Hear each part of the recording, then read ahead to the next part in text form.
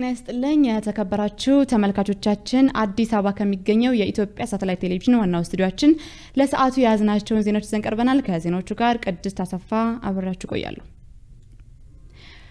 በኢትዮጵያ በኮቪድ-19 ምክንያት ወደ ግማሽ ሚሊዮን የሚጠጉ የሥራ ዕድሎች መምከናቸው ተገለጸ። የሥራ ዕድል ፈጠራ ኮሚሽን ኮሚሽነር አቶ ንጉሱ ጥላሁን ኮሚሽኑ ባደረገው ጥናት እስከ ሰኔ 2012 መጨረሻ ብቻ 500,000 የሚጠጉ የሥራ ዕድሎች በኮሮና ቫይረስ ወረርሽኝ ምክንያት መምከናቸውን ተናግረዋል። አቶ ንጉሱ አክለውም መንግስት ወረርሽኙ የፈጠረውን ጫና ለመቋቋም የተለያዩ እርምጃዎችን ወስዷል ብለዋል። በዚህም ድርጅቶች ስራቸውን እንዲቀይሩ በማድረግ ከኮሮና ቫይረስ መከላከያ ጋር የተያያዙ ስራዎችን እንዲሰሩና ሰራተኞቻቸውን እንዳይበትኑ ጥረት መደረጉን ገልጸዋል። ይሁን እንጂ የኮሮና ቫይረስ ወረርሽኝ ተጽዕኖ አሁንም መቀጠሉን አቶ ንጉሱ ለአሜሪካ ድምጽ ራዲዮ ተናግረዋል። አሁን ላይ የሰራነው ወቅታዊ ጥናት ባይኖርም ወረርሽኙ በሀገሪቱ የሥራ ሁኔታ ላይ አሉታዊ ተጽዕኖ እንዳሳረፈ ነው ሲሉ አቶ ንጉሱም አክለዋል። በኢትዮጵያ ወጣቶች የሥራ ዕድል ተጠቃሚ ለመሆን በመደራጀትም ሆነ በግል የሚያደርጉት እንቅስቃሴ በተቋማት አለመቀናጀትና በአሰራር ቢሮክራሲ እክል እንደሚገጥመው የሥራ ዕድል ፈጠራ ኮሚሽነሩ ተናግረዋል። ከኢትዮጵያ የህዝብ ቁጥር ከ70 በመቶ በላይ የሚሸፍኑት ወጣቶች መሆናቸውን የስነ ህዝብ መዛግብት ያሳያሉ።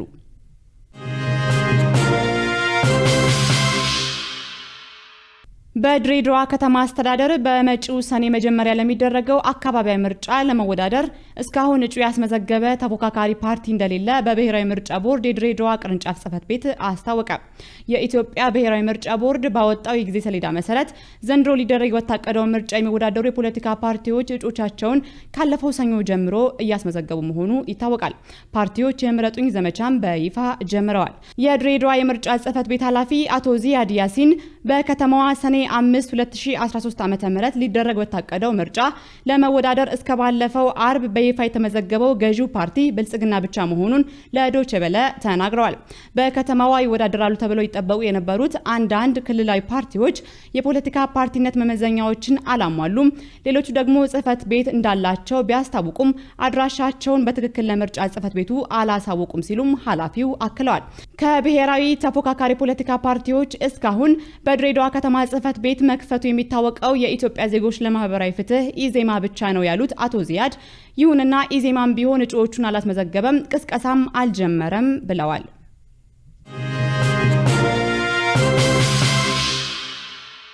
የሲዳማ ብሔራዊ ክልል የተመሰረተበት በዓል ዛሬ በሐዋሳ ከተማ በተለያዩ ዝግጅቶች በደማቅ ስነ ስርዓት ተከበረ።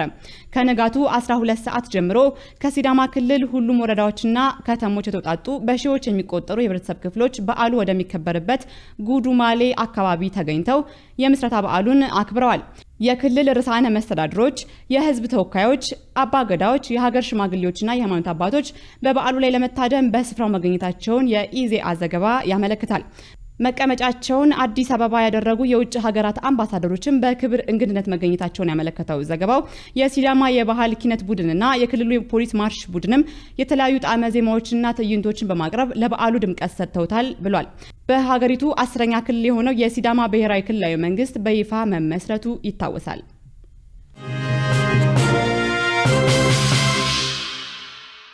በኢፌድሪ ጦር ኃይሎች ጠቅላይ ኤታማዦር ሹም ጀነራል ብርሃኑ ጁላ የተመራ የመከላከያ ሚኒስቴር ከፍተኛ የልዑካን ቡድን በተባበሩት አረብ ኤሚሬቶች ጉብኝት እያደረገ ይገኛል።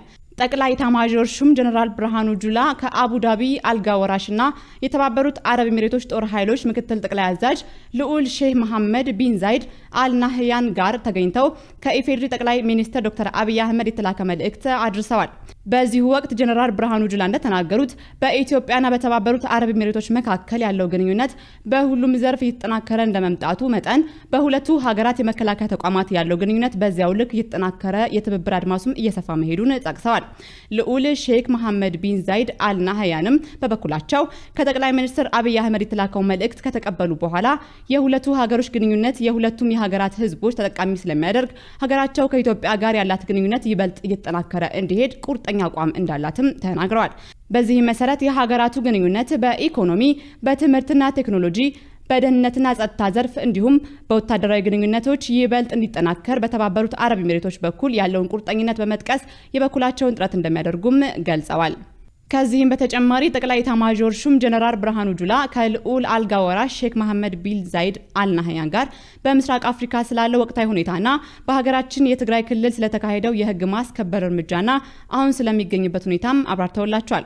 ጠቅላይ ኤታማዦር ሹም ጀነራል ብርሃኑ ጁላ በመጪዎቹ ቀናቶች ከተባበሩት አረብ ኤሚሬቶች የመከላከያ ሚኒስትርና ከተባበሩት አረብ ኤሚሬቶች የጦር ኃይሎች ጠቅላይ ኤታማዦር ሹም ጋር ተገናኝተው እንደሚወያዩ በተባበሩት አረብ ኤሚሬቶች የኢትዮጵያ ኤምባሲ ያገኘነው መረጃ ያመለክታል።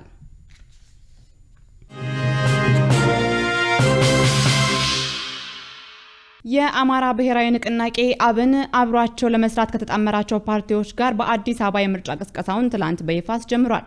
አብን አብረውት ለመስራት ከተጣመሩት ባልደራስ ለእውነተኛ ዲሞክራሲ ፓርቲ ባልደራስና ከመላው የኢትዮጵያ አንድነት ድርጅት ከመኢአድ ጋር የምርጫ ቅስቀሳ ማስጀመሪያ መርሃ ግብሩን ትላንት በአዲስ አበባ አካሂዷል። የአማራ ብሔራዊ ንቅናቄ ሊቀመንበር አቶ በለጠ ሞላ ስድስተኛው አጠቃላይ ምርጫ ከፖለቲካ ፉክክርና ከስልጣን ትግል ያለፈ የሀገር አንድነትና ህልውና ጥያቄን የያዘ መሆኑን ተናግረዋል። በመጪው ግንቦትና ሰኔ የሚካሄደው አጠቃላይ ምርጫ የሀገርን ቀጣይ ዕጣ ፈንታ የሚወስን በመሆኑ ንቅናቄው በንቃት ለመሳተፍ የሚያስችለውን ዝግጅት እያደረገ ነው ብለዋል። ከቀደሙ የምርጫ ተሞክሮች ትምህርት በመውሰድ የመጀመሪያውን የተሳካና ዲሞክራሲያዊ ምርጫ ማድረግም ይቻላል ብለዋል። አብን በጎንደር በባህር ዳርና ደብረ ብርሃን ከተሞች የምረጡ እንቅስቃሴ በማካሄድ የመወዳደሪያ ምልክቱን ለአባላቱና ለደጋፊዎቹ ትላንት ማስተዋወቁንም የኢዜአ ዘገባ ያመለክታል።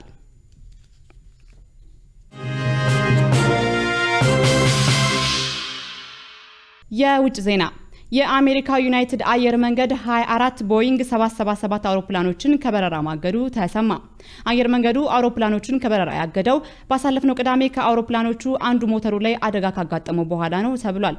አውሮፕላኑ 231 መንገደኞችንና 10 የበረራ አስተናጋጆችን አሳፍሮ የነበረ ሲሆን በዴንቨር አውሮፕላን ማረፊያ ለማረፍ እንደተገደደ ቢቢሲ ዘገባው አመልክቷል።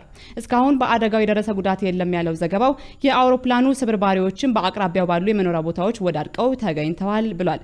ይህንንም ተከትሎ ጃፓን ተመሳሳይ ፕራትና ዊትኒ 4000 ሞተር የተገጠመላቸውን ቦይንግ 777 አውሮፕላኖች የሚጠቀሙ ሁሉም አየር መንገዶች አየር ክልሏ እንዳይገቡ ጠይቃለች።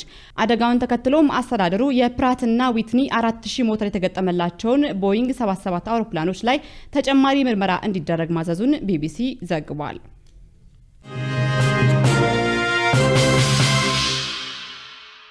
ተመልካቾቻችን አዲስ አበባ ከሚገኘው ዋናው የኢሳት ስቱዲዮ ለሰዓቱ ያዝናቸው ዜናዎች እነዚህ ነበሩ። ከዜናዎቹ ጋር ቅድስት አሰፋ አብሬያችሁ ቆየሁ። ሌሎች የኢሳት መሰናዶች ደግሞ ይቀጥላሉ። ከነሱ ጋር መልካም ቆይታ።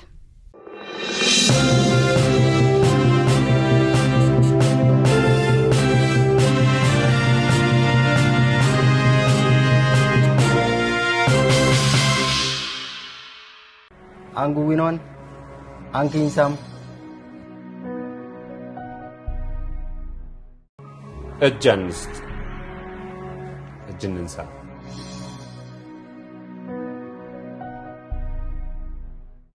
ኢደይንሃ ኢድ እንንሳ።